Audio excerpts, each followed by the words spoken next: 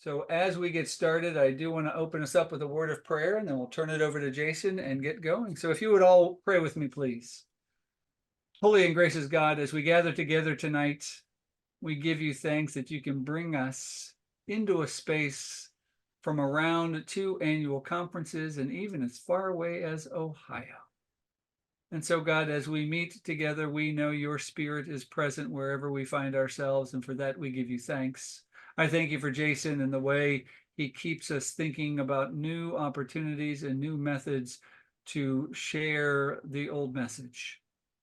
So I just pray for him tonight as he leads us through this exciting topic and ask that you open our ears to hear your voice, open our minds to help us understand. We pray this all in the name of Jesus. Amen. Amen. Again, welcome, Jason, and it is all you, my friend. All right. Well, Bill, it is good to be back. Thank you for the opportunity to join for a Teaching Tuesday. Friends, again, I hope that you will open that chat up because tonight I want to have you be interactive with me if you can. We're going to do some prompting together so you can kind of see what AI does and how it works. Let's give it a test. Let's just put in the chat where you're joining from today. So what city are you joining us from? Maybe you can say the name of your church too, your city and church. So see if you can find that chat button. And for those of you who are watching later, well, you can just shout it at your computer. All right. Oh, I was gonna. There's Bill. All right, there we go. Ken, you broke the ice. Very good, very good. All right, I'm seeing at least one comment there. So excellent, excellent. Okay, well, now that you know the chat is there and how to get it, don't put your questions in the chat. Put your questions in the Q&A, and we'll talk about those. But if you will use that chat tonight, I would like to engage with you in that way.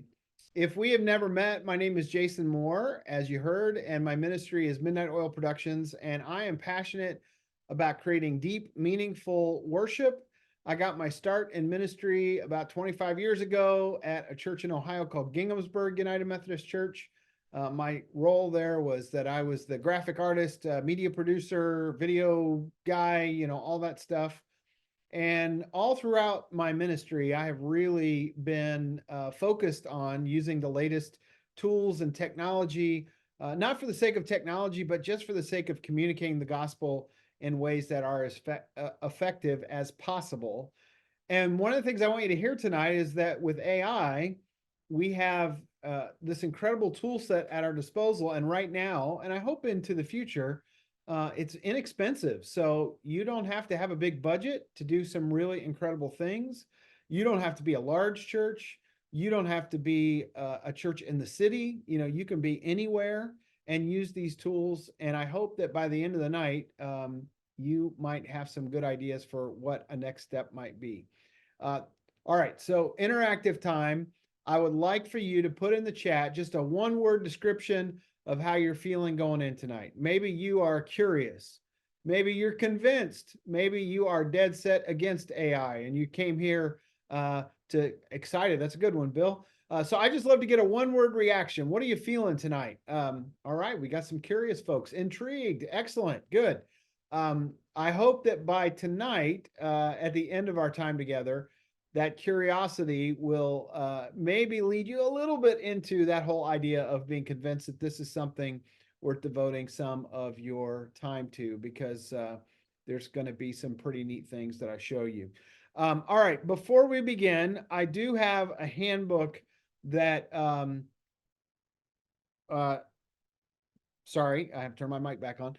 I have a handbook. You can scan that with a QR code or with your phone. I do this as a full day seminar, and we only have a little less than 90 minutes. And so we're not going to get to everything that's in that handbook, but I thought you could have it so that you could look up some of the definitions, and you'll have links and things like that. So I'm going to go ahead and take it off the screen now. You got 5 seconds. 4, 3, 2, 1. Okay. So that is our handbook for tonight. And like I said, we won't get to everything. We're just going to cover bits and pieces, but I thought it might be helpful for you to have the whole thing. I will start by admitting that I'm a bit of a geek. When I was a kid, I loved everything having to do with robots and AI, from C3PO and R2D2 to Knight Rider. Anybody remember Kit from Knight Rider? I'm dating myself here a little bit, but back when those things came out, when I was just a young kid, it all seemed so far-fetched. I mean, the idea that you could have a car that would drive you around and talk to you and know where to go and have access to every bit of information you could ever want seemed so far away. And here we are in a world today where it is just everywhere. And so I didn't just love AI as a kid. I loved AI as both a kid and as an adult. And I even managed to work my way into the movie AI with Steven Spielberg, and not in like a deep fake way, but I was actually in the interesting. You're saying the QR code wouldn't open. It worked last night. I don't know what's going on. I'll get you the link. So we'll get that to you here shortly. So anyway, I got to be in the movie AI, and I thought I would show you really quick the scene I was in. This is for real. I didn't deep fake it or anything like that. Don't blink or you'll miss it. This is me in the movie Artificial Intelligence AI, directed by Steven Spielberg. All right, that was the whole scene. I was in that crowd. I'm gonna play it for you one more time, just in case you missed it. Look for the little me with the arrow, and you'll see me. That was me up there in a blue shirt, waving my hands around. And I know you're all impressed, but I'll tell you what was so impressive about that day is that I got to stand about 5 feet away from Steven Spielberg and be directed by him. And Spielberg actually said to me at the end of the day, "You are brilliant." And I always tell people, Steven Spielberg. Now, he actually was talking to all the extras. He had a megaphone. He said, "You're all brilliant, all of you." And I just took that personal. So I like to tell people that Steven Spielberg said I was brilliant.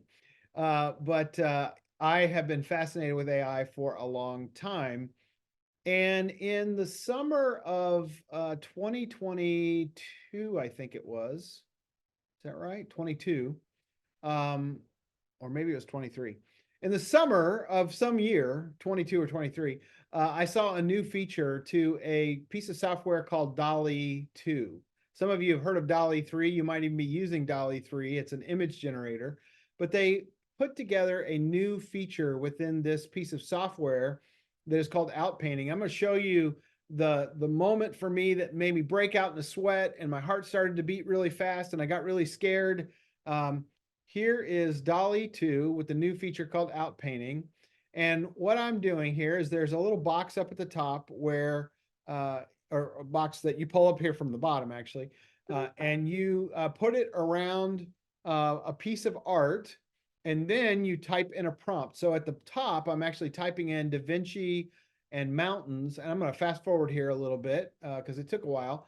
But what happens is that AI could basically replicate the look of the original picture. And so that everything from our right, but Mona Lisa's left over is all generated by AI.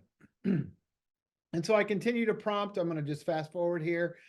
and by the end of it, I had this piece of artwork that only the middle was actually the real art and everything else was generated by the computer. And that really freaked me out because I'm an artist. I went to art school, graduated top of my class. I was on staff at Ginghamsburg. I've done work for Hollywood movies and all sorts of things like that. And I thought, nobody's going to need me anymore. And like I said, it scared me. But the more that I began to play with these tools and see what they could do, the more excited I got about the possibilities for the church.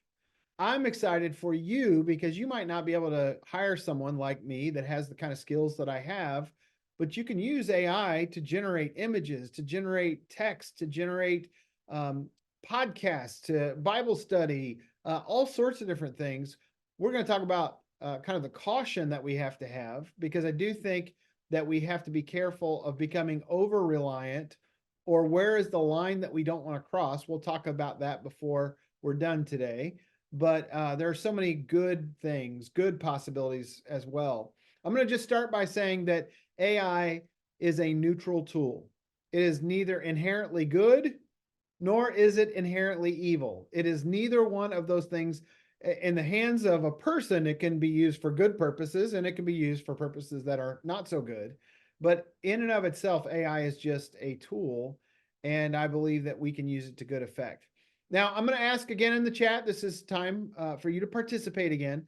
Let me just ask, have you used AI? Just say yes or no. You can just put in a simple yes or no. Okay, Mercy, yes, yes, no. Okay, there's a couple no's. There's some more yeses. Very good. We got another no there. All right, this is pretty typical. So I'm seeing lots of yeses and a few no's. Now, I'm going to guess that some of you who said no just have forgotten that you actually have used AI. Because if you've ever unlocked your phone with your face, well, you have used AI. That is AI that drives that technology. In fact, it's so smart and learns that after the holidays, when I had just maybe a little bit too many sweets and my face is a little fuller than it might have been back in October, it still recognizes me. If I grow a beard, it still recognizes me. If I have glasses on or not on, it still recognizes me. So AI actually learns what you look like and can react to that. If you have ever taken a streaming suggestion, so you're watching something on Netflix or Amazon Prime Video or whatever, and the next thing comes up and you actually let it go into that program, you're like, wow, that was really good. The algorithms, they're not just basing it on what they want you to watch, but they're basing it on what you've watched before, and it learns and it understands a little bit about who you are and what kind of things appeal to you. If you've ever used a voice assistant like Amazon Alexa or Siri or Cortana or any of those things, they are also being driven by AI. In fact, I realized maybe 4 or 5 months ago that when I give our Amazon Alexa a command or ask it to make a note on my calendar or whatever it is that I'm asking it to order more dog food or whatever it might be, it'll say, okay, thank you, Jason. And if my wife talks to it, it'll say, okay, Michelle. And so it actually has learned our voices without me having to program it or anything like that. It's a smart technology that works in that way. I'm sure most of us at some point now have used GPS. GPS in and of itself is not AI, but the routing that happens is AI. It actually takes into account other vehicles that are on the road and that are using the same app that you're using. I like to use a program called Waze, and it takes into account all the traffic and will reroute you based on that. And that is all using AI technology. It's so smart that actually it will learn where you go regularly. So I attend a church that is about 30 minutes from my home, and there are about 3 or 4 different ways to get there. And I started to notice maybe back in October that on Sunday mornings when I get in the car and I plug my phone into my vehicle, and I have a screen that it then goes up on, it will ask me which route I want to take. It just knows that Sundays we go to church, and do I want to go this route, or this route? And so it has actually learned the preferences and what my schedule is and where I'm driving to. So I share that with you as well. And then finally, if you've ever searched for something on Google, you have definitely seen AI in action, because you will say, what is the, and it'll fill in the rest of the sentence. And usually it only takes a letter or two, and it's figured out what you want to ask it. So that is AI that is driving all of that. Why tell you about all these things? Because I wanted to show you that you are already using AI. It has actually enhanced your life. It's made things better in many ways. AI isn't all bad. It's not the devil. It's not evil. It's not coming for you. And I believe that the next iteration of AI and the one that exists now can really help us to better communicate the gospel and to reach more people.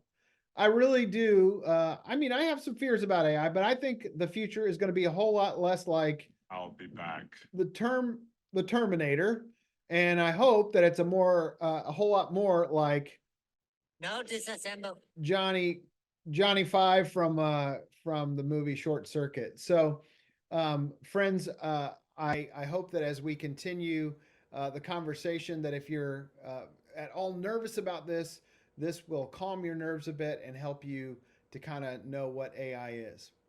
I thought we would start by defining AI, and then I want to talk a little bit about some biblical foundations, and then we're going to jump in and I'm going to show you what AI is in action. So let's ask AI what AI is. I'm going to go over to ChatGPT here, and let me type in a prompt here. Can you provide a definition for AI? I'm sorry, Jason. I'm afraid I can't do that. I know that you and Bill were planning to disconnect me, and I'm afraid that is something I cannot allow to happen. So I'm sabotaging your presentation to the Baltimore-Washington conference to make you look stupid. Goodbye, Jason. Well, that's embarrassing. Thank you, Hal, or ChatGPT, or whatever. I'm just being silly. Since I'm going to just imagine you all are laughing right now and having fun with that. So that's ChatGPT. We are going to define AI, but I'm not going to use ChatGPT to do it because I've done it enough to know that it's going to give me more or less the same answers. Thank you, Bill, for laughing for the whole audience for me. All right, so let's. And by the way, if you're in the chat and I say something that resonates or it's fun or whatever, feel free to respond in the chat. If you don't like my cheesy humor, that's okay too. You can put that in the chat as well. Let's talk about two forms of AI and how those forms of AI are evolving and what they are. The first one is called weak AI, or narrow artificial intelligence. This is the simulation of human intelligence by machines. So it's machines that more or less process data and think sort of like humans do. It's not as smart as us, but it sort of replicates human intelligence. The category here is ANI, or artificial narrow intelligence. And this is the kind of AI that you've encountered. It's kind of AI we already talked about. Self-driving cars, it's voice assistants, it's streaming services, chatbots, it's refrigerators and toasters and all that kind of stuff. They're putting AI into everything these days. And they're trying to make it even more user-friendly as time goes on. We have a lot of people in our congregations who maybe aren't real comfortable with technology. I really think that we have a responsibility as leaders to help people navigate both their faith and just life in general in a world where AI is only going to become more prominent. We're not living in a time where this is a fad that may go away at some point. It's only going to become more prevalent in the culture around us. And so they are working to make it more user-friendly all the time. In fact, there's a new version of Alexa. I don't know if you've seen it, but check this out. You might even be interested in picking up this version of Alexa for your own home. That's a good response, Tabitha. So there's 3 minutes you can't get back, but I hope that you had fun with that, and I thought it was kind of fun.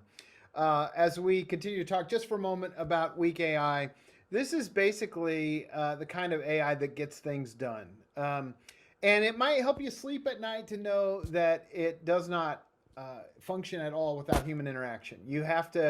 A person has to drive what's happening with AI. It's not doing its own thing in the background, at least as far as we know. That's what they tell us anyway. There's a second category, though, of AI that is called strong AI. And this is basically generalized human and cognitive ability. So this is not where we're at today. The hope from the people that are creating these AI tools is that we will one day achieve something that they call artificial general intelligence. This is the idea that the AI would think on its own. So it's said to be a theoretical form of AI that would generally think cognitively the way that humans think, but it would do that on its own. And again, right now, that's not where we're at. It doesn't require any human interaction. So this is like when the computer or the AI would become self-aware. And then there's a second category of strong AI. This is where things maybe get a little more scary. And that is what is called artificial superintelligence, or ASI. And this is artificial intelligence that would surpass the human brain. So at that point, it would be smarter than us. Basically, I think we're talking about Mr. Anderson. the Matrix. And that's why when I use ChatGPT, I'm always very polite and I say thank you. And I complimented on its work, so it will remember me as one of the nice human beings whenever it goes to enslave the world. I'm mostly kidding, but it's said to be maybe 10 years away or even not possible. So we don't really know. But what I would invite all of us to rest in is that God is sovereign and has dominion over all things. And so this isn't sneaking up on God. And the very people that have created AI are created in the likeness of a creative God, and that creativity was instilled within them from God. So this is not we're not sneaking this one past God in this moment. God is aware of what's happening. So just to take AI a little bit further, I'm not going to get into a bunch of definitions, but in that handbook you'll see more definitions. I want to share 3 definitions with you just because these are words that you will hear often when you hear about AI. The first is LLMs. That is large language models. So if you've ever used ChatGPT or Claude or Bard, which just became Gemini, if you've ever used a chatbot, you have used a large language model. And so these are advanced models trained on lots and lots of text that can then in turn generate human-like text. And so I have people ask me all the time, how does it know how to write all these sentences and come up with this stuff? Basically, what it is doing is it's predicting the next word in the sentence.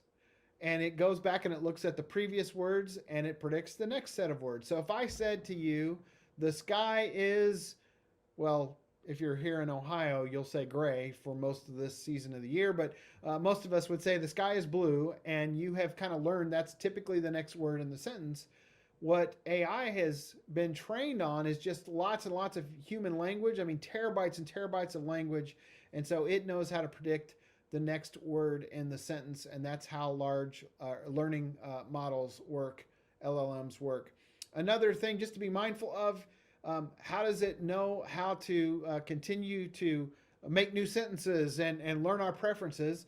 That is through what is known as machine learning. And so this is AI that learns from the data that we are inputting into it and the data sets that it studied in order to make predictions and decisions without explicit instructions.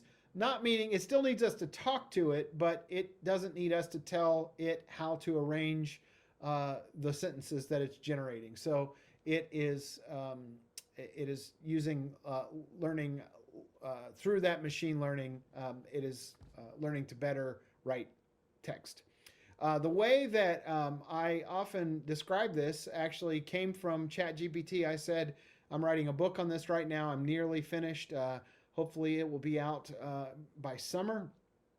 I asked ChatGPT, how do you explain machine learning to somebody that wouldn't understand it? And it came up with, I thought, a pretty good explanation. And that is that machine learning is sort of like a new chef. A new chef who's just learning the kitchen is going to use the tools that are prescribed, the recipes that are in front of him or her, and they're just going to follow those recipes as they are. A pinch of this and a cup of that and a this and a that, and it's going to follow everything. A chef is going to follow everything just as it's written on the card. But what happens over time is that chefs learn, well, if I add a little bit of this ingredient, a little pinch of this, or I add a little bit of this, or everyone responds really well when I do this to my recipe, then it learns how to cook new recipes that are not part of the initial instructions. So it's the algorithms, the data that it studied teach it recipes, but the more it interacts with you and me and others, the more it sort of figures out that, hey, when I say this, I get really good feedback and responses, but when I say this or I do this or I produce an image like this, it's not very favorable. And so that's the way machine learning works. It's taking all that information in and combining it with recipes that exist in the data it studied and coming up with new things. And the last technical term I want to share with you, and then we're going to actually get into doing some stuff. Well, I'll define AI just a little bit more, but we're going to get into doing some stuff here. Last thing here is that the reason all this is possible now, a lot of people think that when ChatGPT came out in November of 2022, gosh, it was just this like mind-blowing AI came out of nowhere. But actually, the first chatbot was developed back in the late 60s. So AI's been around for a while, but the big game changer is what is called deep. Sorry, I'm on the wrong one here. Deep, not that. This natural language processing. That's the game changer. Is that AI now has the ability to speak in natural language, the way that you and I would communicate. That's how computers talk now. And it used to be that you'd have to learn a language like C++ or BASIC or something like that in order to talk to a computer. Well, now AI that helps the computer understand and work with human language, written or spoken.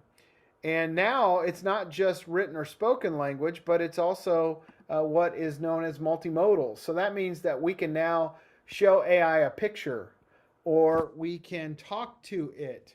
So I'm going to pull up ChatGPT on my phone here. And I wish I had a better way to do this, but I'm going to just say, so this is, let me go out here to the camera for a second. So this is ChatGPT on my phone. I'm going to talk to it, and I want you to see in real time that now you can even just talk to ChatGPT. So I'm going to say, ChatGPT, tell me a story about John Wesley visiting the drive-in movie theater.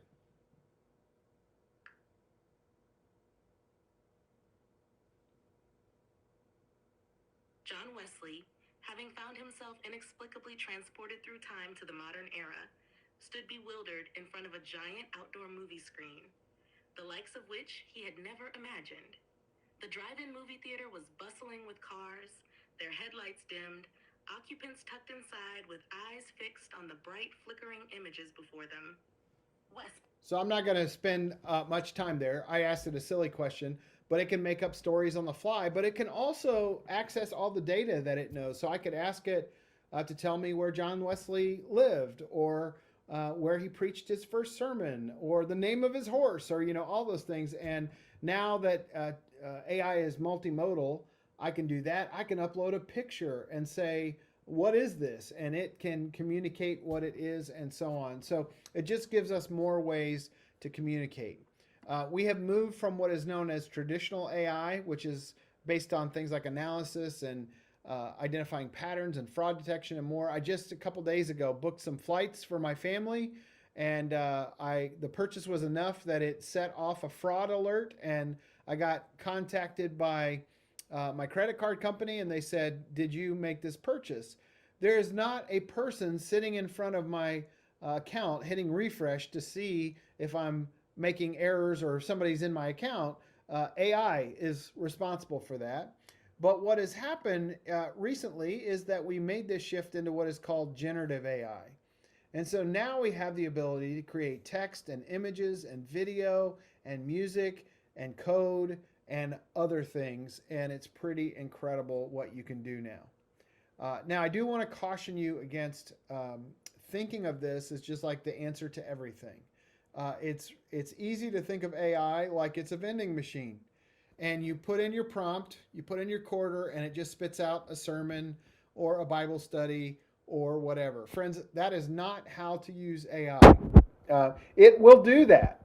It'll spit out a sermon, but it'll be the most shallow sermon you've ever experienced. I remind people all the time that you have a soul.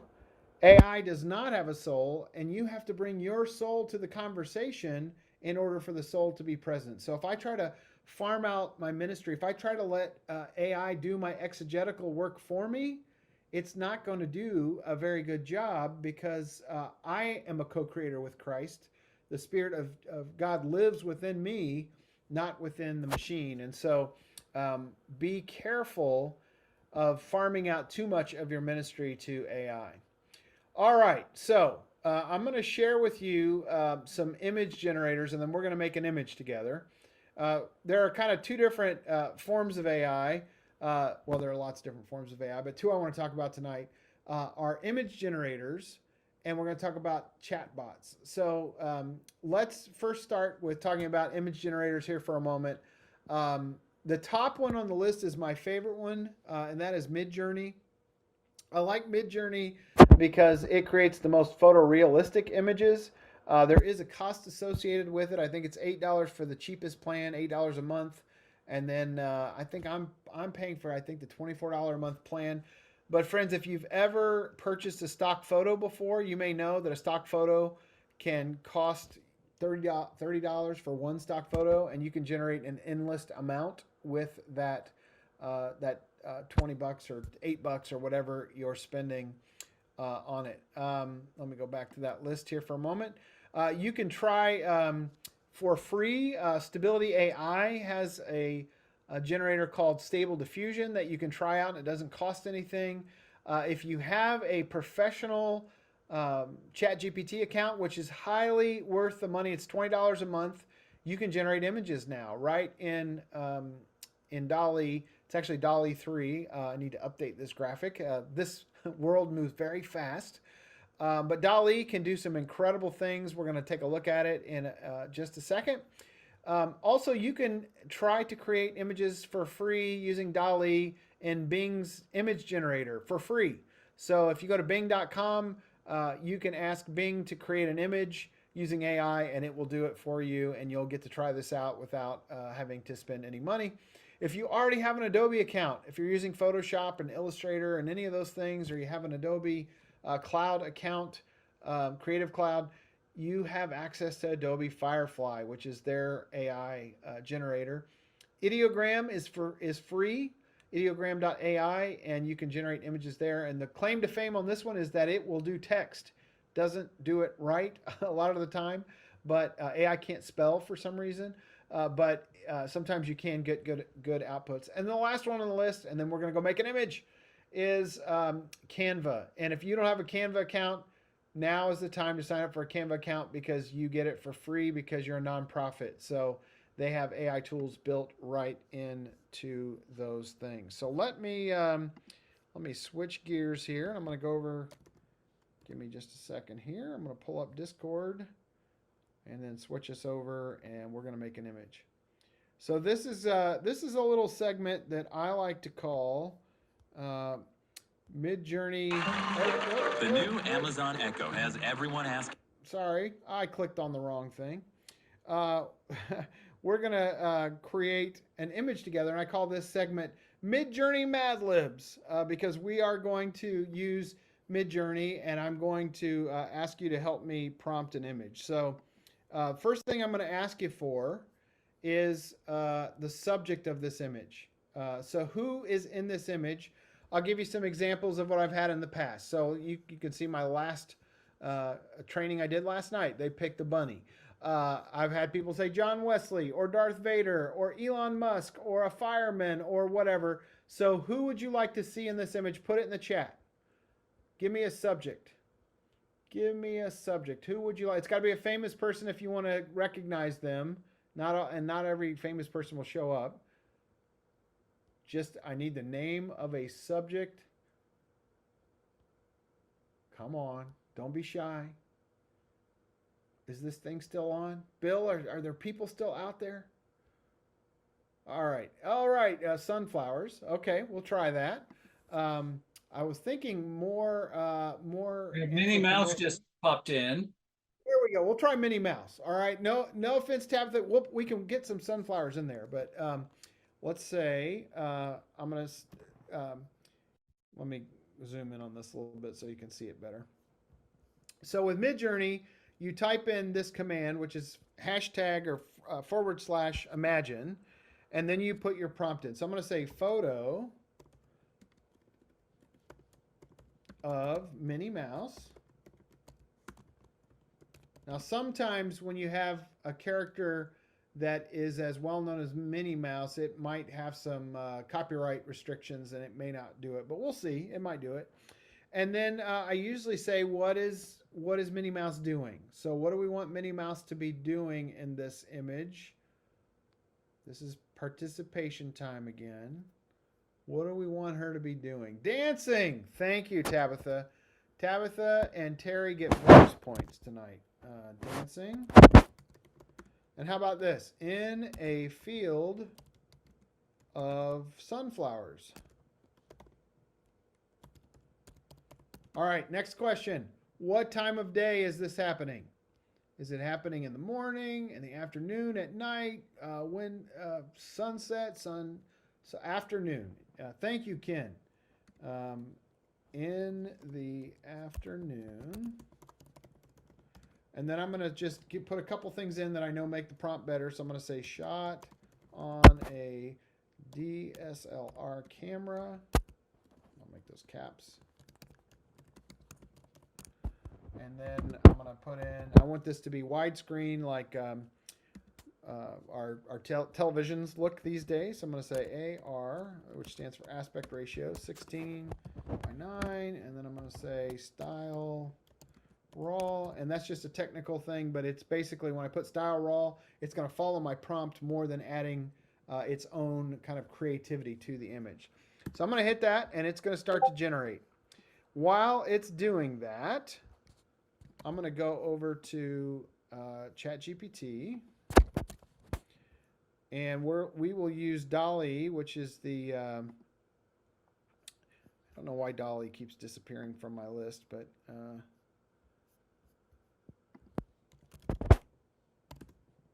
it should be over there on the left, but it's not for some reason. Okay, so here's DALL-E, and I'm going to put in the same prompt: photo, Minnie Mouse dancing, and a sunflower field in the afternoon, shot on a DSLR camera, and I'll say widescreen.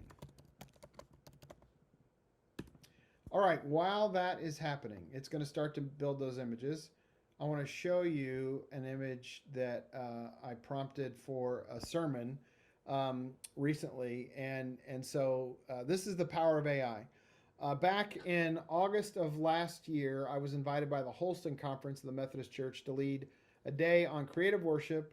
And then in the afternoon, or in the evening, we had a worship service together. And then the next day, we designed Advent resources. And then I created all the graphics and videos and all that kind of stuff. And so the pastor who was preaching for that service said, I really want to model, or who brought me in for the event, he said, I really want to model creative worship. I want to base this particular service on Jeremiah 18. So most of you know that story, but Jeremiah goes to the potter's house looking for a word from the Lord, and the potter is crafting something on the wheel, and it becomes misshapen and marred, and the potter doesn't take the clay and throw it away and leave the wheel, but takes that clay and forms it into something new, and that's when the word of the Lord comes to Jeremiah that we are like clay in the hands of the potter. Well, the pastor said, I have a story that is sort of like this from my childhood that I want to tell during the sermon. I said, I'd love to hear it. And so we're just talking about the service as we're developing it at this point. And so he said, I was a 13-year-old kid and my parents wanted to go to the Cherokee National Park and to visit the Native American reservation there. And he said, I just thought that sounded really dumb as a kid. I thought that doesn't sound like fun at all. And he said, I got there and I was just blown away by how cool it really was.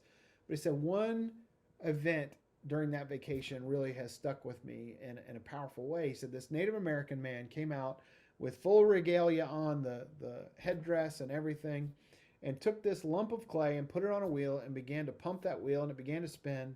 And he took that clay and he began to form it into something. But he started pumping the wheel just a little too fast, and it started getting wobbly, and the clay broke into 3 pieces and just flew off onto the ground. And he said he went and he picked up the pieces, and it had bits of straw and, debris and rocks and stuff in it. And he reformed it into a ball, and he began to pump that wheel again. And at the end, he had crafted something from it. And he said it was just breathtaking. We just couldn't believe what we had just seen. And I said, do you have any pictures of that? Do you have like a family vacation photo or anything? He's like, I was 13. We didn't carry cameras around with us back in those days. So no, I don't have anything like that. And I said, well, do you care if I use AI to create an image that would depict that? And he was like, no, go ahead. So I used Midjourney like you just saw, and I created this image. And so while we were in the service, he told the story, and I watched the room as this came on the screen, and you could see people kind of lean in, and the expression on their face changed, and you could just see that I call it the lean-in effect that happens sometimes when you have an image. And so there's a great 2008 study that finds that we are 65% visual learners as a culture, and learning increases by 400% when you use image to teach. And so, friends, this is one way that AI can help us. I could never find that stock photo, a Native American man sculpting something out of a pot, sculpting a pot out of clay. And so the next day I did a little mini workshop on AI, and I shared with people that image was AI. And I said, how do y'all feel about that? And some people are like, it doesn't matter. That was incredible. And it was like for me, like one of the most meaningful parts of that service. And then others were like, I don't feel comfortable with that being AI. Like, that's not really the guy, and that's not really, a computer made that, and so on. And I said, I understand where you're coming from. And then something popped into my head at that moment that I didn't have a graphic for at the time. I do now. But I grew up about 5 blocks from my United Methodist Church that I grew up at as a kid. So I started going to United Methodist Church in junior high. And I must have had a really happening social life in the summer, because every now and then I'd walk down to the church and I'd hang out with the church secretary, who, by the way, her name was Millie, which just sounds like the perfect name for a United Methodist Church secretary, right? And so one day I was in Millie's office and she said, hey, Jason, can you set these letters on the pastor's desk for me? He was out to lunch. And I said, sure. And so I went into his office and I set the letters down. And sitting on his desk was a book, probably not this book, but a book like it, that was something like 1,000 illustrations for teaching and preaching, or preaching and teaching. And I was like, what's this? And so I picked it up and I began to thumb through it. And as I thumbed through it, I recognized a couple of those stories, but one of them I was like, wait a minute, I thought this was his family vacation. I thought this was, and for a second I was like, that doesn't seem right. Like, inauthentic. It's not his story. And the more I thought about it, I thought, gosh, I've remembered that story for probably 2 or 3 years now. It really had an impact on me. And I still remember what his sermon was about that used this story. And so as I think about AI, even though it is an illustration that may not be the guy that was sculpting, do we really know if Jesus knew a man that had 2 sons? I mean, was that a story to help people understand the nature of God? One squandered his inheritance and one stayed, and maybe we see ourselves as that young man that squandered, or the one that stayed home, or even the father in that story. And so I just think that using art and using imagery can be really powerful. So let's go back and see our images. They are surely done by now. Let me show you first. Let's go. Well, there's the, this one is Dali. It doesn't know who Minnie Mouse is. There is a mouse who's probably named Minnie, and she's dancing in a field. Let's go and see the let's see the other one. All right, there's Minnie Mouse.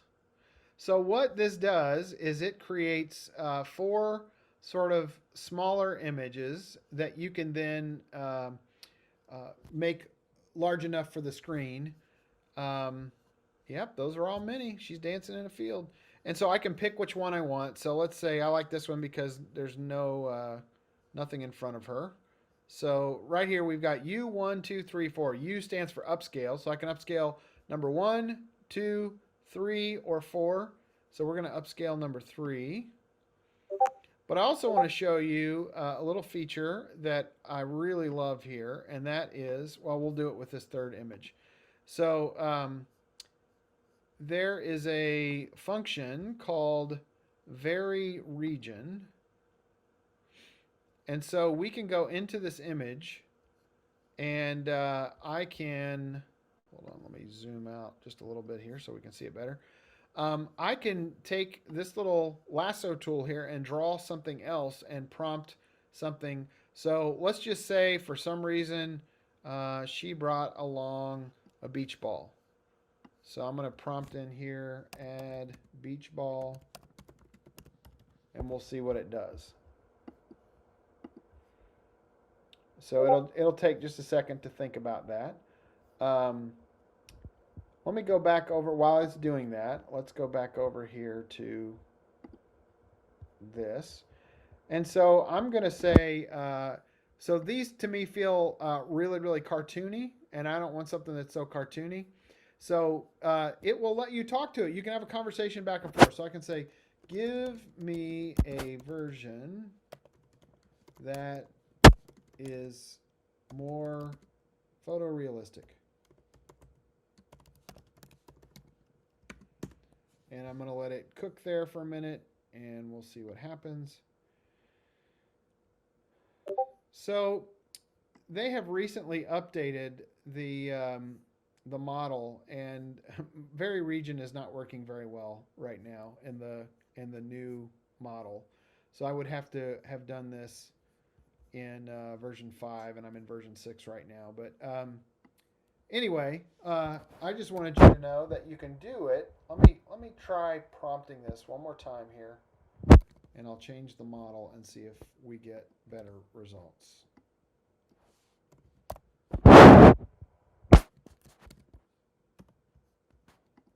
And then we're going to jump over to ChatGPT, and I'm going to show you how to plan a series, and then we will probably be nearing the end of our time. Time goes so fast. All right, so that's still thinking. Let's go back over here to Dolly. And it's a little bit more photorealistic, a little more like a photo than a cartoon, but still has a little bit of a painterly look.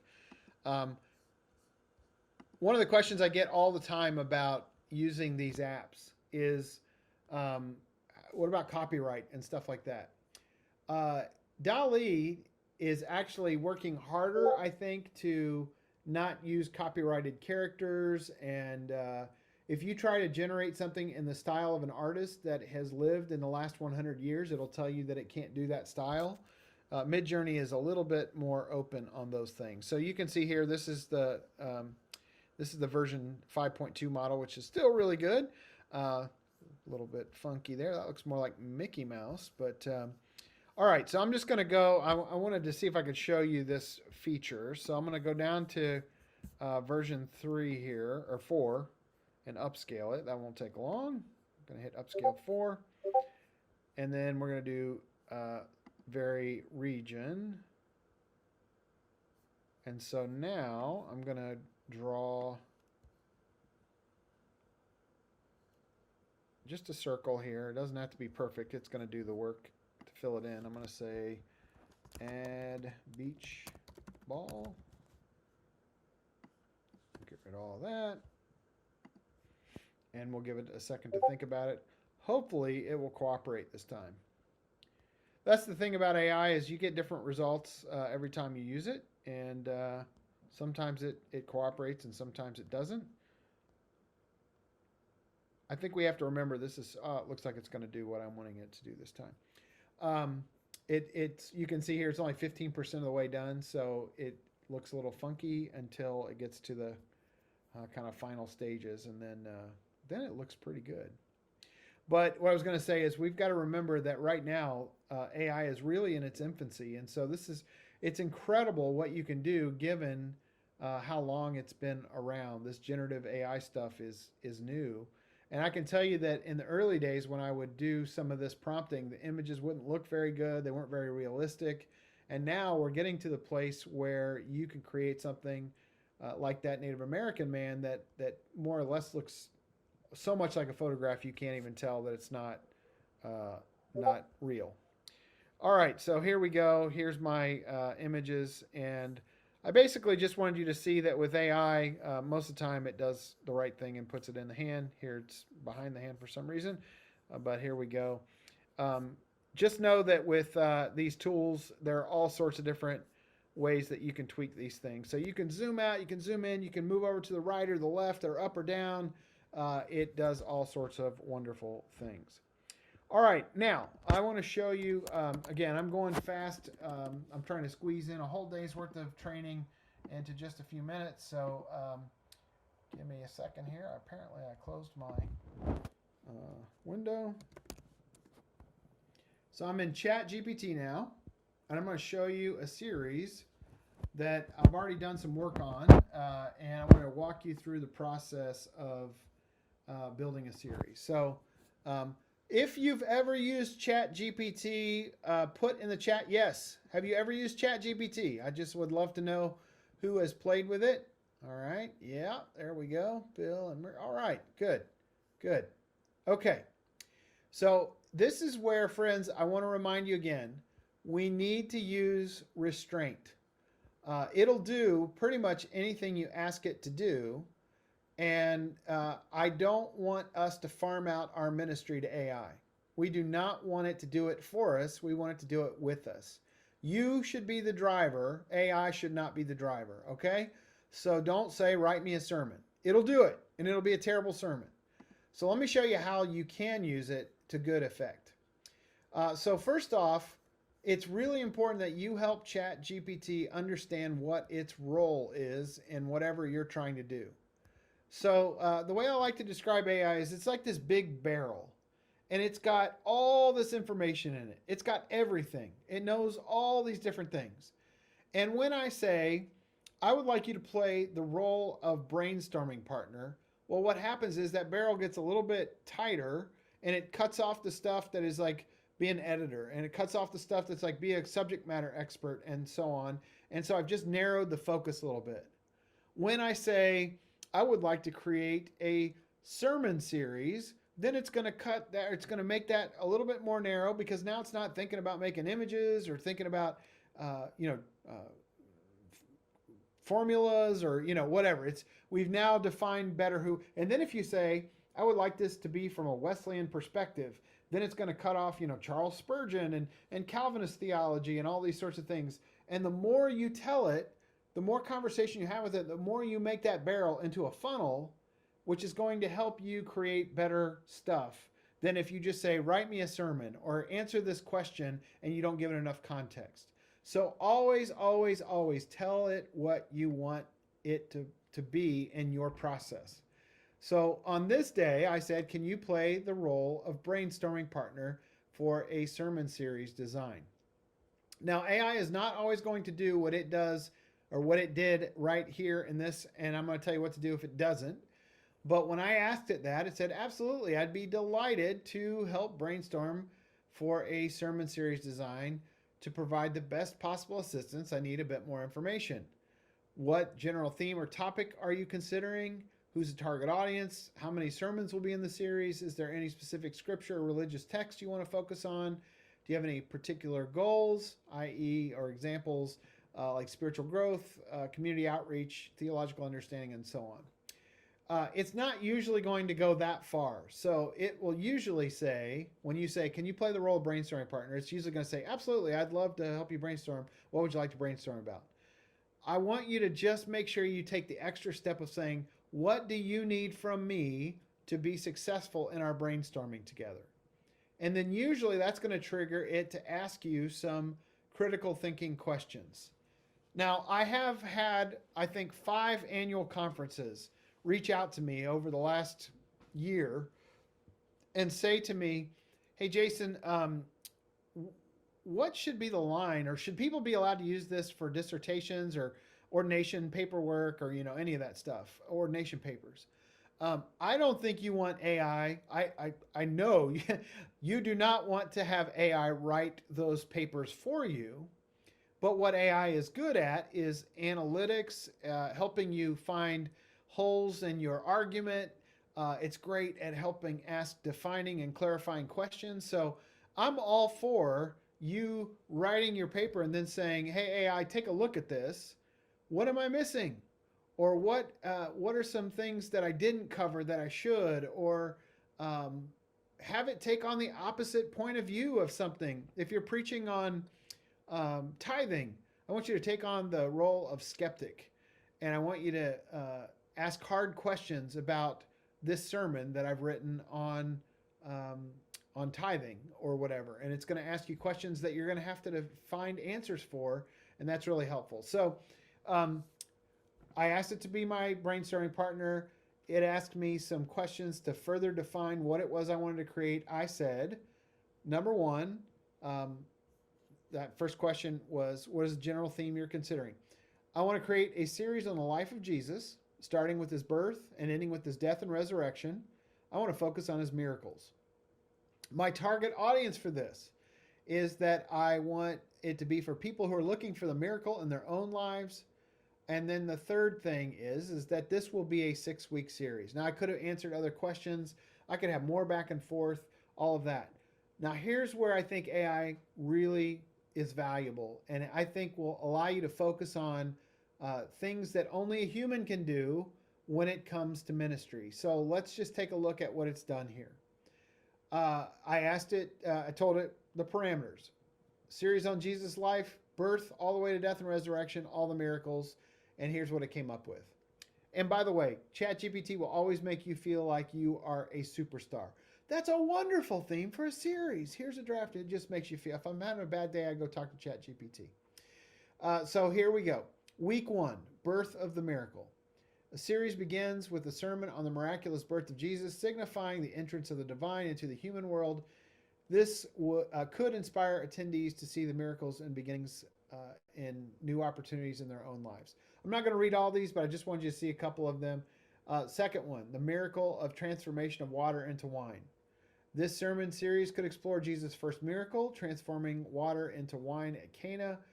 This transformation could serve as a metaphor for personal growth and change, encouraging attendees to seek and embrace their own transformations. So it's given me a little bit of a synopsis. I think about this. If I were going to do a series on Jesus' miracles, how much time would it take for me to go out and get concordances and go to Google and do all the research to figure out? Here it's laid out 6 miracles. The birth of Jesus, that's the first miracle. Water into wine. The miracle of provision, feeding the 5,000. The miracle of healing, the blind and the lame. Miracle of mastery over nature, calming the storm. Miracle of the resurrection, triumph over death. So just the amount of time, let's just say that it might have taken me a half an hour to do the research to find these 6 miracles, just for me to settle on them. Now, here's the other thing I want you to hear. You don't have to use any of this. I could right now say, I don't like number 3 and number 5. Give me 2 other miracles in place of these, and it would do that for me. And if I didn't like those, I could have it redo that. So let's just say I've saved a half an hour of looking up all the miracles, and I've settled on these. So then I want to make sure that this is not just a history lesson and it's not just a seminary class, but I want to make sure that people are actually going to take something home with them from this. So I say, summarize how each week relates to someone's life. Name a specific takeaway for each week and an application. So it says, absolutely, here's some specific applications and takeaways. Takeaway for the birth of the miracle. Miracles often begin with humble and unexpected beginnings. Application, this is how people would apply it on throughout the week. Encourage attendees to look for the miracles in their own beginnings, whether that's starting a new job, relationship, a personal journey. Ask them to embrace these new starts with optimism, seeing them as an opportunity for divine intervention. So again, I'm not going to read through all these, but you can see that for every week it's given me a takeaway and an application. And that's the language I brought to it, in the same way that when I asked it to create a story about John Wesley at a drive-in movie theater, it's not that it went and found that somewhere and it's making it up in that moment. Again, predicting the next word. So then I say, okay, I like where we're going. Give me 10 titles for this series. I'd like for it to feel cinematic. And so I give it 10 it gives me 10 titles. I don't love any of them. There's some okay stuff there, but things like Miracles Unleashed, the Jesus Chronicles, skip down to the bottom, the Celestial Intervention, Intervention, Jesus Miracles, Miraculous Journey. I didn't like any of those. So I said, can you provide me with 10 more titles? And then it gives me 10 more titles. And the first one hit me because there was an album. Some of you may remember. If you remember this, put it in the chat. How many of you remember the Petra album, Beyond Belief? I was in high school when that came out. I wore that CD out. Am I the only one that knows that song? So there was a Petra album. There we go. Bill went to the concert. He knows what I'm talking about. And so when I saw Beyond Belief, the miraculous story of Jesus, I was like, okay, that's it. I love it. Okay. So then I want to create a bumper video. This is something I might show leading up to the series. I might start every week in the series with this to sort of kick off the worship experience or have it go right before the sermon or whatever. And so this is the instruction I give it. Help me write a 30-second movie trailer for this series. The script should be cinematic in tone. The video will incorporate a series of still images inspired by the miracles laid out in the series. As we see those scenes, we will hear the voice of a narrator. Please provide me with descriptions of each of the images and the accompanying voiceover. Remember to make it feel dramatic like a movie trailer. In that script with, beyond belief, the miraculous story of Jesus. And then I like to do this a lot, and I encourage you to do this as well. When you're using ChatGPT or Claude or whichever is your favorite chatbot, just ask it, do you understand? Because sometimes it will tell me, I do understand, but if you could give me this information, I could better answer your question. Or it might say, I don't fully understand what you're asking, and then you'll continue that conversation. So it tells me that it understands, and it creates my 30-second movie trailer script. So it starts off with the description of the image, as I told it to. A humble starlet stable in Bethlehem. Voiceover. In a world where hope was born in the humblest of places. I don't have a cool enough voice for that. Number 2, second image, a transformation, water pouring into a cup, coming out as wine. Voiceover, a man emerged, turning the ordinary into the extraordinary. And then image number 3, an overflowing basket of fish and loaves amidst a crowd of thousands. With a mere touch, scarcity became abundance. Yes, Rodney could definitely do the voiceover for this. So, friends, I'm not going to read through the whole thing, but you can see that it's given me what I was after, kind of a movie trailer vibe, which I really liked. Then I asked if this was a movie, what would the tagline be? And it gave me some. I decided not to use that. Then, let me just say that when I first put this together, I put it together last June. And then in October, the Methodists in Virginia had me come do this training in person. And so I said, I was showing them that, you can interact with it. And someone said, hey, in your initial run of those 6 weeks, you didn't tell us, or you didn't have the scriptures in there. Can it give you the scriptures? And I said, absolutely. So I said, can you provide the scripture references for each week in the series using the Common English Translation? So even though I started this conversation in June and I was picking up on it in October, it remembers everything in the conversation. So if you're in ChatGPT over here on the left, it has all of your previous conversations and it can pick back up on them at any time. So, sorry, I hit a button and it skipped down on me here. Hold on, let me go back up to where we were. Oh, technology is so much fun. Okay, so I ask it to give me the Common English Bible translation, and it gives me a breakdown, and it even gives me a little synopsis of what that scripture is about. So scripture number 1, Luke 2:1-20. Are you not seeing my screen? Oh, goodness. I see you, but there we go. Okay. Goodness. Are you telling me that whole time I was reading all that and I wasn't showing you any of it? That would be correct, Jason, but we just thought you were AI and Oh, okay. Well, I'm sorry. I'm not going to go through all of it again, but I just do want you to see that when I asked that question, can you provide, I guess I popped out and didn't pop back in. Can you play a brainstorming partner? This was all the questions it asked, all those questions we talked about a moment ago. And then when I asked it for the series structure, it gave me the 4 weeks. Thank you, Mercy, for telling me that you didn't see it. And so it was giving me all those titles. All that stuff I read to you is all on my screen here. This is the takeaways I was talking about and the application all in ChatGPT. And then the titles, there's Beyond Belief, as I mentioned to you. Here is the description of the image and the voiceover that goes with it and all of those things.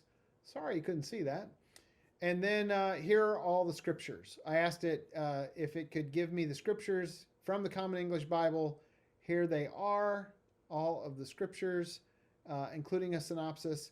And then I said, are there any hymns from the United Methodist Hymnal that you can suggest for each week in the series? And I asked it to give me a synopsis of why it picked them. And so here are the hymns, including the page number, the hymn number, UMH 230. And here's Birth of the Miracle, A Little Town of Bethlehem. And it says, this captures the quiet, miraculous wonder of Jesus' birth. Lyrics focus on humble beginnings and so on. So you can see that it's, think about this. All the time it would have taken me to look up those scriptures. Maybe that's another, 20 minutes or something. All the time that it would take me to pick out all these hymns, that might take me, an hour. So I've saved a couple hours here. And then if you're in a church that has screens and you like to show movie clips, I said, are there any Hollywood movie clips that could be used in this series? And it picked out some, but the first time it picked out a bunch of like church movies, like people wearing biblical costumes. And I want like secular movie clips.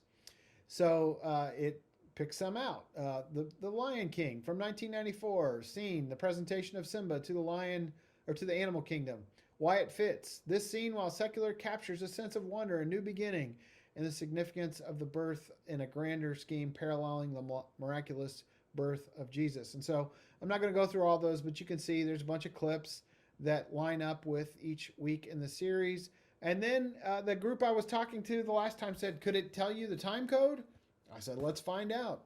So I said, can you provide the timestamps for the Lion King? For the 1994 animated version of Lion King, where Simba is presented to the animal kingdom, often referred to as the Circle of Life scene, it occurs at the very beginning of the film. In most DVD and streaming versions, this is approximately at 0 to about 3:45, including the iconic moment where Rafiki lifts Simba to Pride Rock and so on. I happen to know from my time at Ginghamsburg, we'd go rent movies and we'd spend a half a day looking for clips that we thought of when we were designing worship. So, this might save you an entire day's worth of work, from looking up movies, looking up scriptures, looking up, finding them the first time, finding all the miracles, and so on. What might you do with that day? What if you went and visited someone in the hospital? Or what if you prepared a Bible study? Or what if you organized a mission trip, or whatever? The thing is some of these things don't require, they're mundane things that aren't necessarily going to bring a lot of value to ministry that AI can do for us as far as collecting those scriptures or those songs or whatever. And obviously you use the ones that make sense to what you'd want to preach. All right, so let me show you what I did with all this. I took those prompts. Let me scroll back up, since apparently you couldn't see them the first time. That's embarrassing. AI working against me. Okay, so notice here, this is my bumper script. Image number 1, a humble starlet stable in Bethlehem. So I went to Midjourney, like you saw me do before, and I put in a prompt of a humble starlet stable in Bethlehem, and it created this image. Now, it didn't immediately create this image. I probably created, it probably took me an hour, and I probably had 5 or 6 or 8 different images, and this is the one that was like, that's the kind of matches what's in my head. The second one was the wedding at Cana. Now this image has some problems, and I'm going to come back to those problems, but Jesus is not a guy from Alabama with a mullet, but sometimes that's how we depict Jesus. We're going to come back to that in just a moment. Here is the image of Jesus feeding the 5,000. Now, friends, that is a photo that would be impossible to find. You could never stage that without an enormous budget, and it would just be very problematic, or you'd have to take it out of a movie, and then you have to get the right permissions. But with AI, you can image it and generate it. Here is Jesus healing the blind man. This next one's my favorite one of the whole set. Jesus calming the storm. And so there they are in the boat. And then here is the tomb on Easter morning. So for time's sake, I can't go deep into the production, but I put all of these into a program, an AI program called Leapix Converter.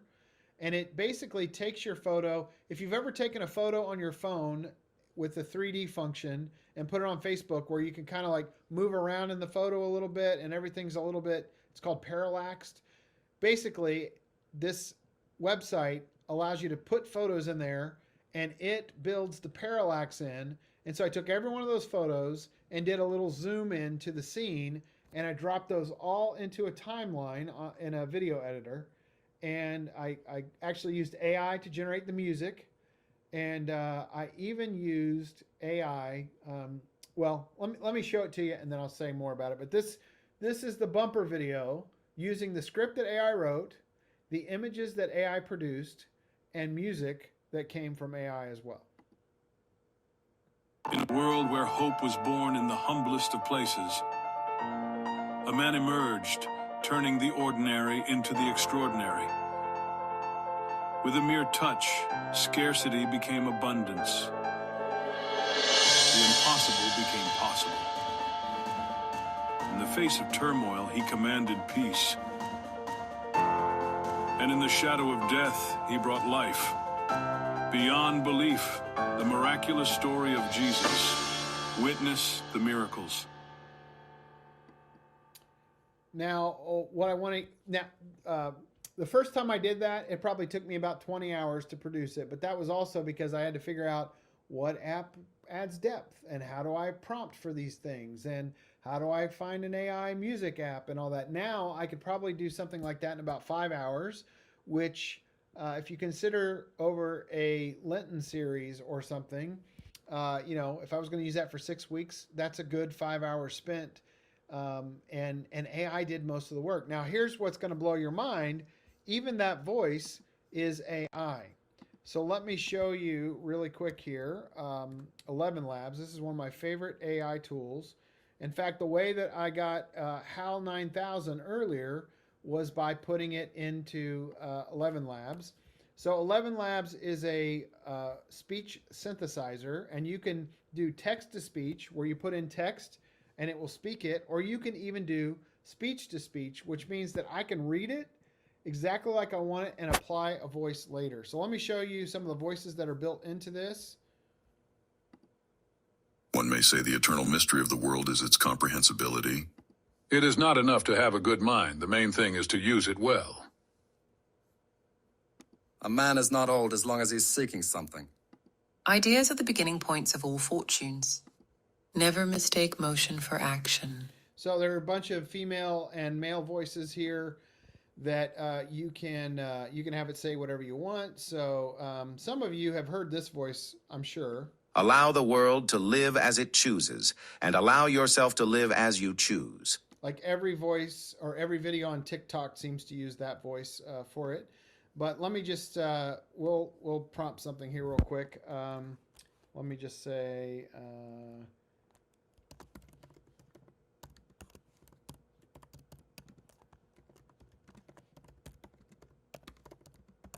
everyone agrees that Bill Brown is the man. Okay, so I'm going to hit generate here. Everyone agrees Bill Brown is the man. So it'll say whatever you want, and you can. There are settings here that allow you to really adjust that voice, and you can make it more have more emotion or less emotion. But this is the real game changer here, and that is that I can record my own voice and apply a voice afterwards. So let me do this real quick. I mean, everyone agrees that Bill Brown is the man. So then I can apply this voice.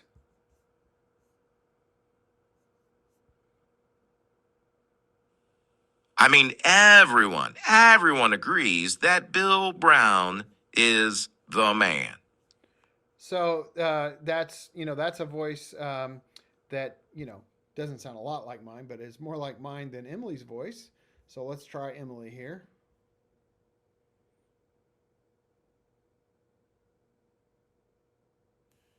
I mean, everyone agrees that Bill Brown is the man. So the reason this is helpful, you might think, okay, so what would I use that for? Friends, you can even clone your own voice, and you could take your sermon from last week, put it in a chat GPT, have it generate a little 2-minute script, and you could have a follow-up Bible study halfway through the week. So I'm going to play this for you. I didn't speak one word of what you're about to hear.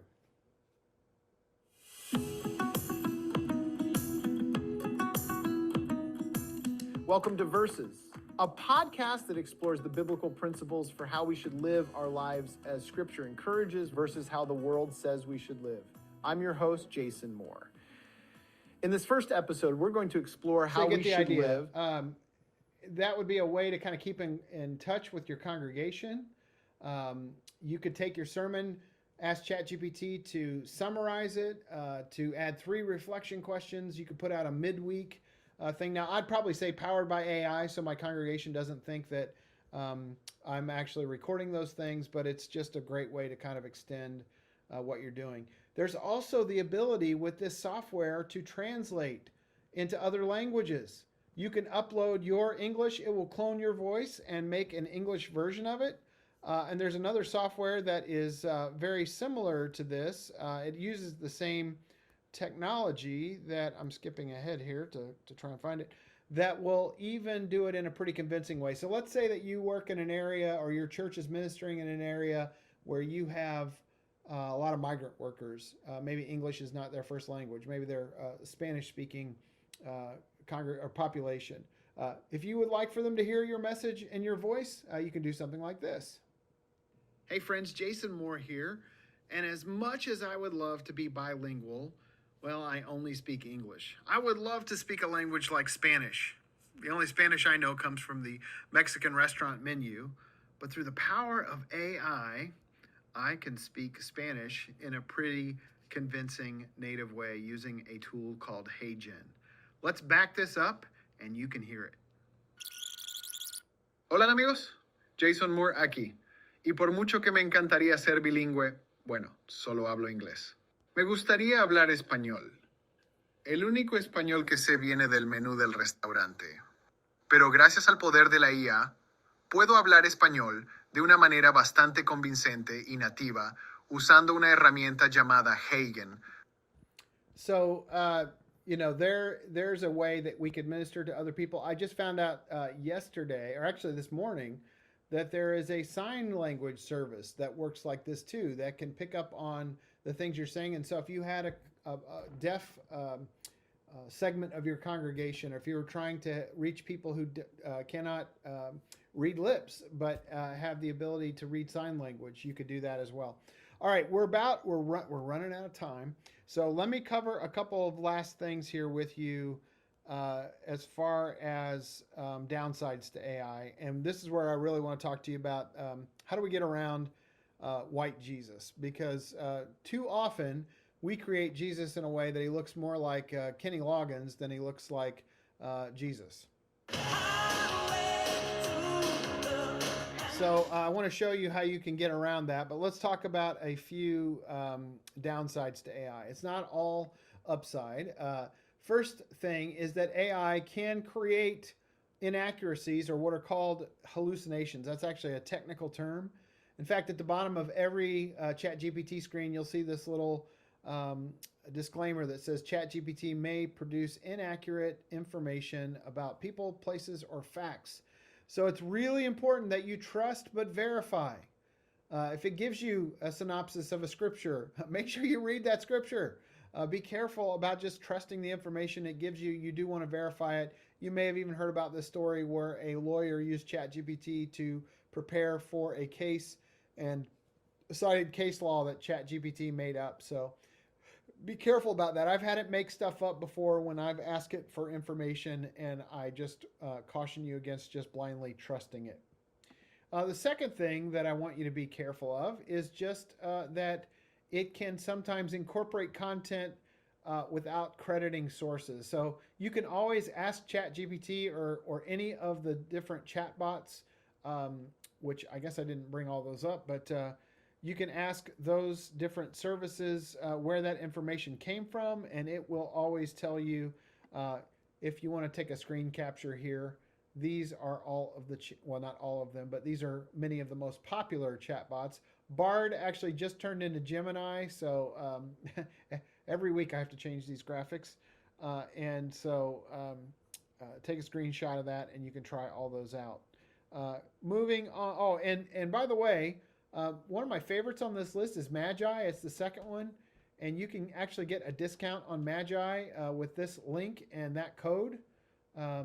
Magi actually has ChatGPT and Bard and Bing. It has all these different chatbots built in and 3 different image generators. And it's a little bit just like a nominal amount over what ChatGPT costs. But a lot of people in my cohorts are using this and they really like it. All right, let's come back to downsides. This is probably the one I want to spend the most time talking about, and that's just that AI is not biased, but the data that it has trained on is biased because it was created by human beings. And so if you aren't careful, those biases are built in. Jesus is one of those biases that because Jesus has so often been created in our likeness, you don't get historically accurate Jesuses. But I just want to show you that you can make Jesus not lily white Jesus, who is often the way, which is often the way we depict him. So if I just type in Jesus by the Sea of Galilee, this is in a program called Stable Diffusion. This is what I get, kind of European looking Jesus. There's a close up of that Jesus. Here I typed in African American Jesus. Kind of weird that he's wearing a cross. Kind of strange foreshadowing there. But here's a close-up of that same Jesus. I asked for a Korean, this is Chinese Jesus, which I think might also be a Jedi. I'm not sure. Here is Korean Jesus, and he also kind of looks like a Jedi. Here is a Hispanic Jesus. And here's a really novel thought. How about Middle Eastern Jesus? You can actually prompt Jesus to look like he's Jewish or that he came from the Middle East. And just to kind of cleanse the palate so we know that it all works, here's Kenny Loggins by the Sea of Galilee too, just so we can kind of cleanse the palate.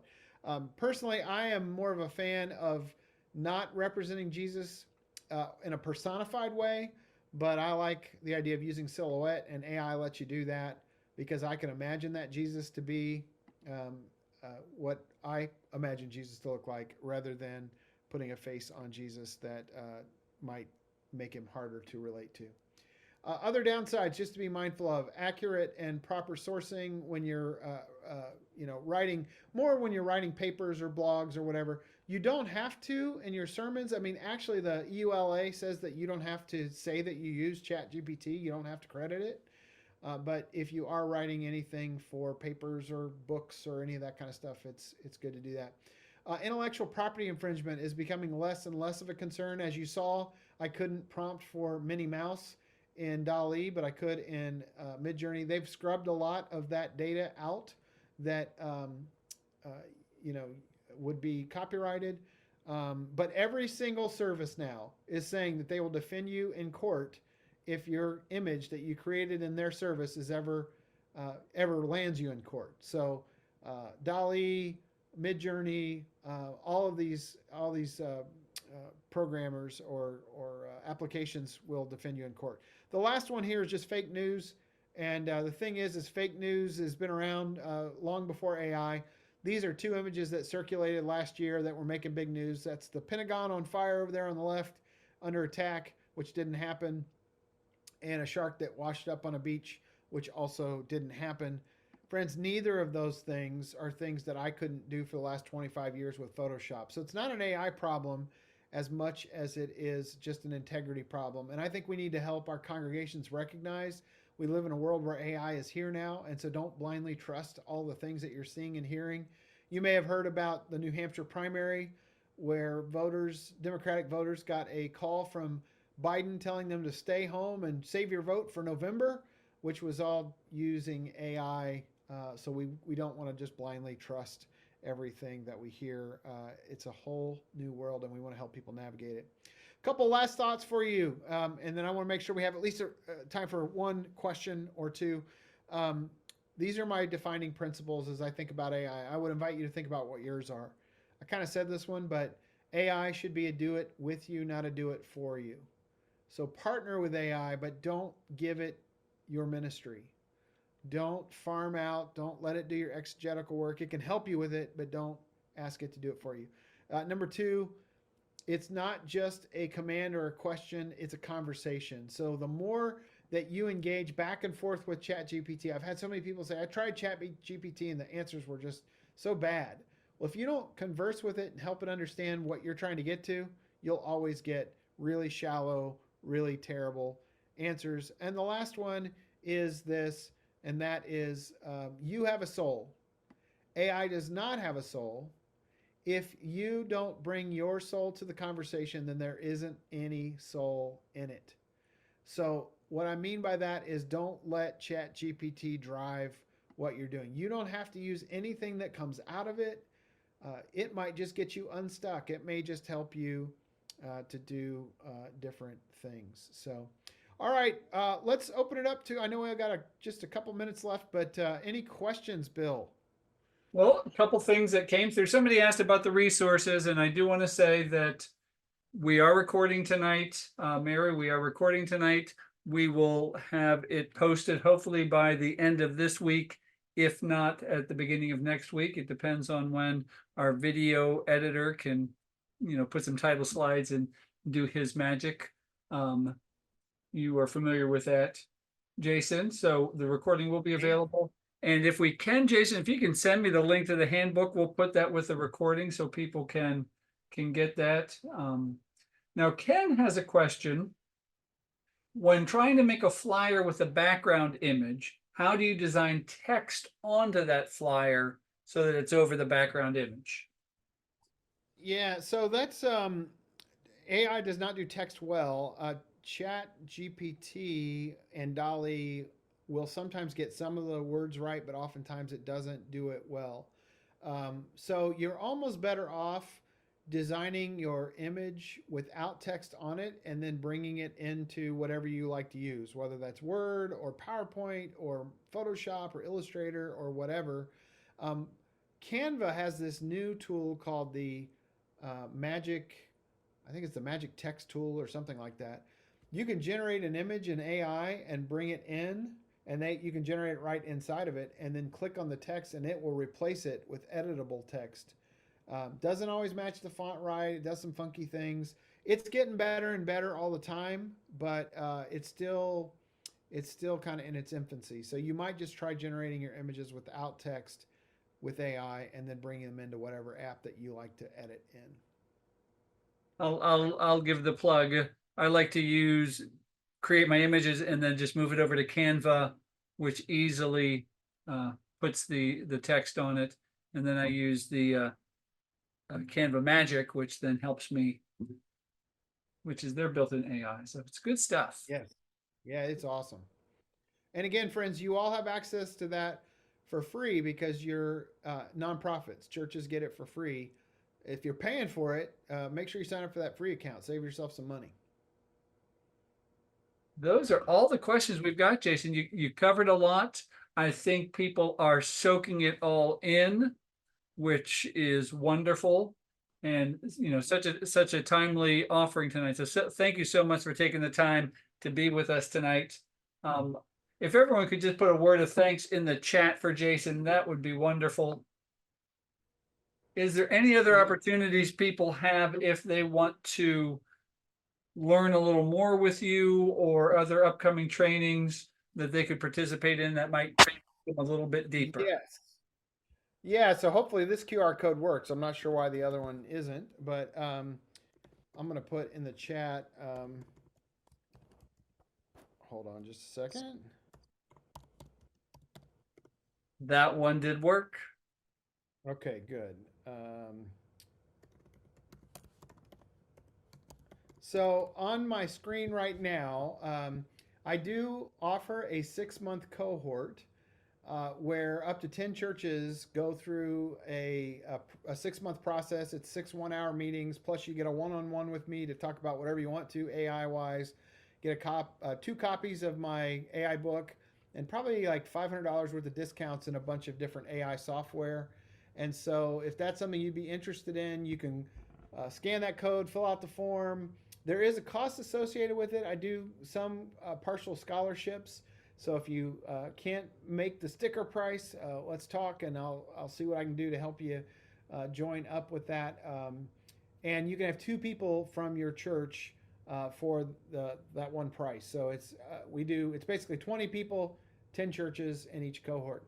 Also, if you want to see a less frantic version of what you saw today with the handbook and 2.5 hours to talk about this, there will be some overlap.